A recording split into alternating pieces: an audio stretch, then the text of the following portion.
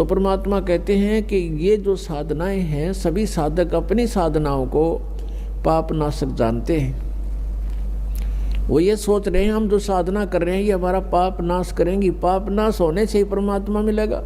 फिर बताया चौथे अध्याय के 32वें श्लोक में गीता जी में कि इस प्रकार की धार्मिक अनुष्ठानों की जानकारी विस्तार के साथ ब्रह्मणे मुखे यानी सच्चिदानंद घन ब्रह्म की वाणी में, यहाँ चौथे अध्याय के 32वें श्लोक में अनुवादकर्ताओं ने अनर्थ किया है, शब्दों के अर्थ ठीक नहीं किए।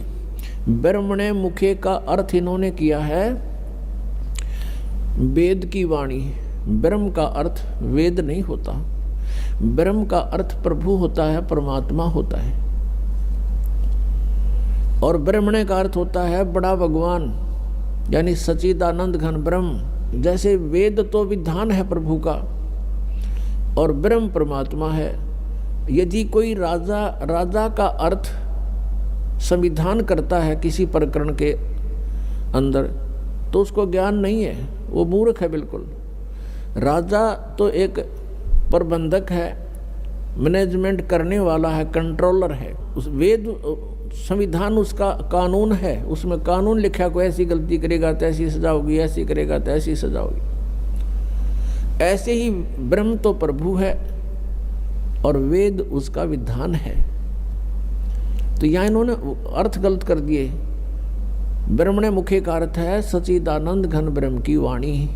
मुखे माने उसके मुख से बोले गए वचन, उस कबीर वाणी में, उस सूक्ष्म वेद में बहुत विस्तार के साथ लिखे हैं। और उस ज्ञान को चौथे अध्याय के 34वें श्लोक में कहा कि वो तत्व ज्ञान है। उस तत्व ज्ञान को तू तत्वदर्शी संतों के पास जाकर समझ। इससे सिद्ध है कि गीता ज्ञानदाता भी उस सूक्ष्म वेद से परिचित नहीं है। तो इससे यह भी सिद्ध हुआ कि सूक्ष्म वेद की जानकारी श्रीमद् भगवद गीता में नहीं है। पूर्ण जानकारी के लिए संत रामपाल जी महाराज के सत्संग सुने।